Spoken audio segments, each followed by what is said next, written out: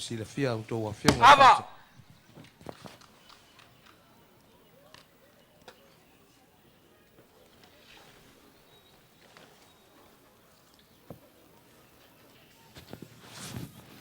Sa kau se ka ngaloa pam.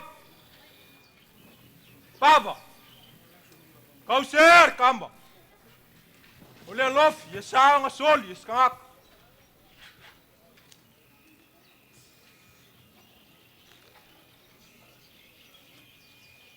Wa mar kup.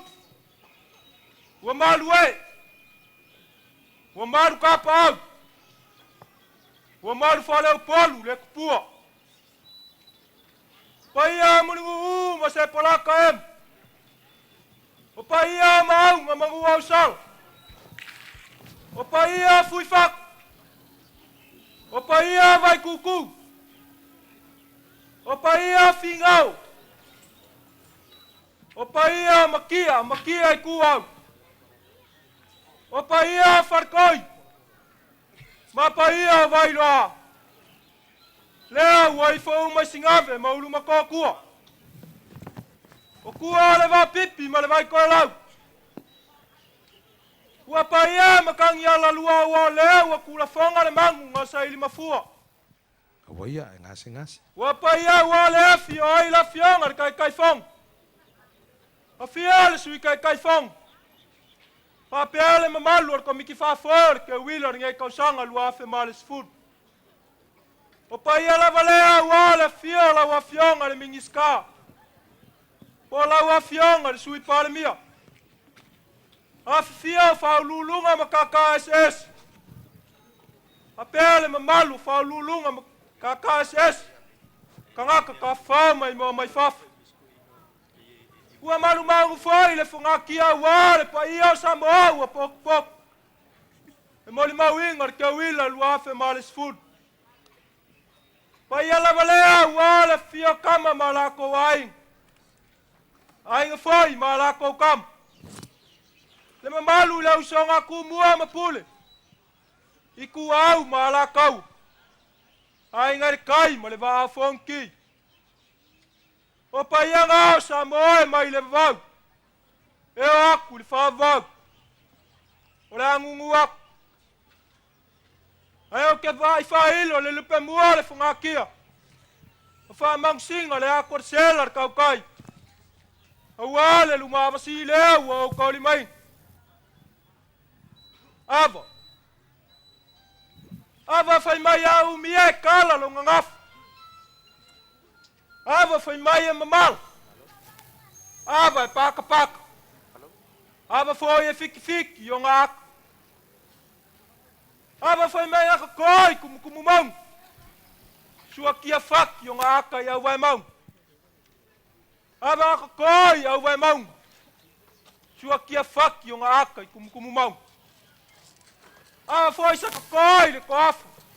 Ai la foi ia o ngā aka i le moang. Ava whai mai saka koi la pua e whaifo i le langi kua lua. Ava saka koi whanganga fing. Ai whaifo i le langi kua iwa. Ava sa whalalai pai o moka. Ai sili whau alawa. Ava sa whau e aki a wapule ma kumua pe a whikaloloai. Ava fo i sa whanganga sua wale ngā ruenga pa ia le kua. Ava e le so ngā kia. Ai pei kai o leo ma kala ia senga lo finga ngalu. O ngalo mga kuile so ma le whamoe moe. Ka whai mā pe ia lale ka māloanga liu whaku i le ala kau. Whanga fua ai lo ngofoanga. Ai mā ngalo so leo. Si lalo fi mai ala ua fionga re kai fong. Ase mai moai le mamalu ar komiki whafoa le ke wila ni ngai kausang. O ke kaukala i fua malo mo fua whaalo alo.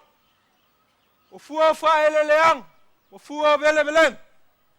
O ava le li kai au ma le usu whaalo alo.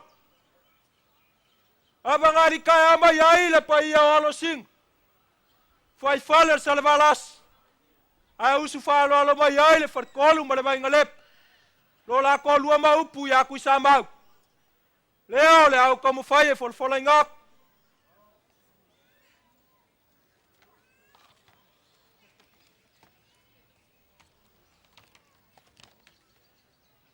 le lakas.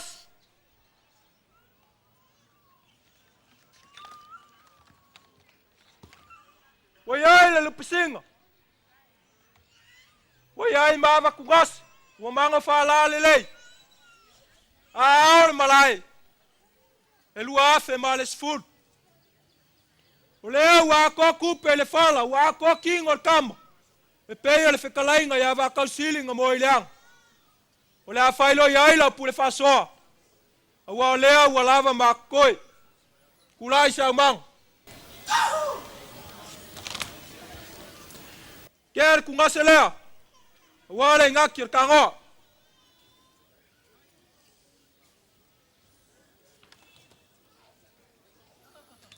Ker la kasina. Awa le avalei por le fiong ar kai fong.